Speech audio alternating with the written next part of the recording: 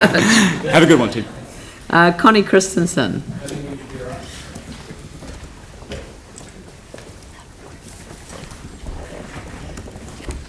Good morning, all. Good morning. Can I just start out by adding that as an immigrant myself, I fully support the idea of a multicultural hub. I think it would be fantastic to have a space where all cultures, we have a lot of multicultural or cultural communities in this city, and it would be fantastic for all of them to actually have a hub where they could meet and stuff. I know a lot of them are struggling to find spaces and funding and stuff, and this would actually help all of them. So I think this is fantastic if that could happen. So on to my Kia ora koutou katoa. Good morning. Thank you for this opportunity to speak today. My name is Connie Christensen. I am here today to ask you to put more funds and resources towards securing the clean aquifer drinking water will also be available for future generations. So I'm really asking you today to declare a climate emergency and draw up a new annual plan that actually addresses that. Sounds like a big thing. It is.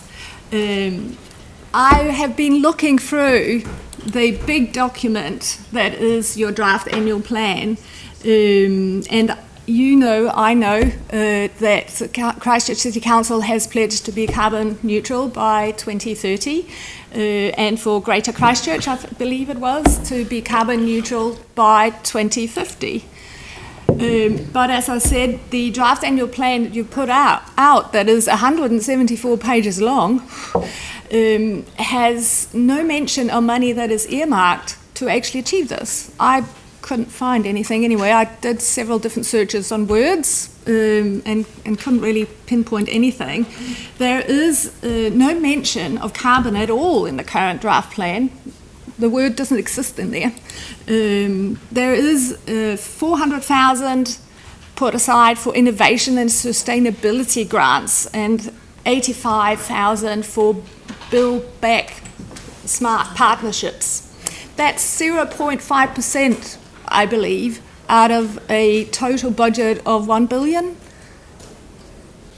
Just let that sit there. What? Capital. Meanwhile, you, our councillors, are planning to spend more than $5.5 million to enable 40,000 plus motor vehicles to congest streets in St Albans, pollute the air in general, and increase, not decrease, Christchurch's carbon emissions. Are you serious?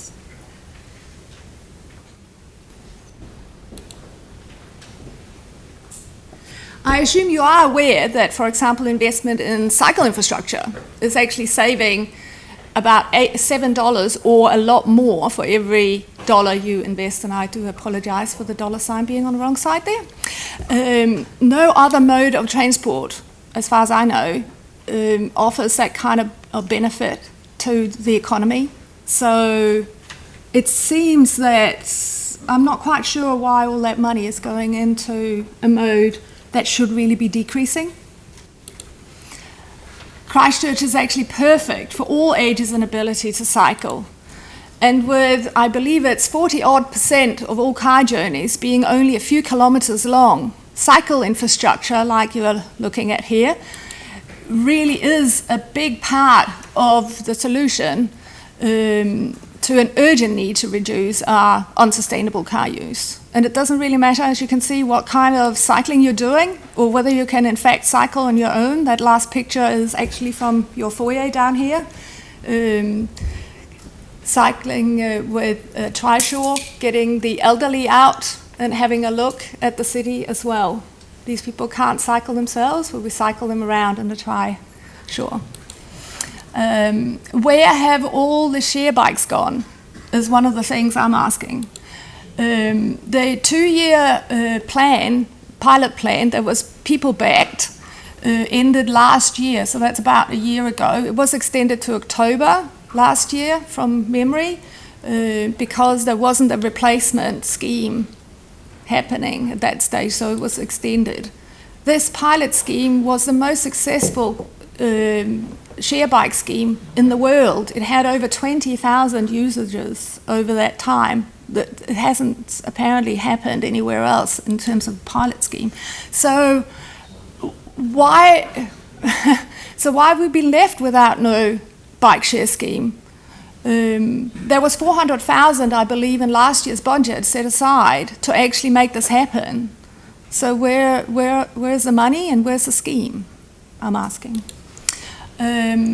We simply have no choice. We need more funding to be put towards securing clean drinking water for our future, to repair and renew water infrastructure. This is very important.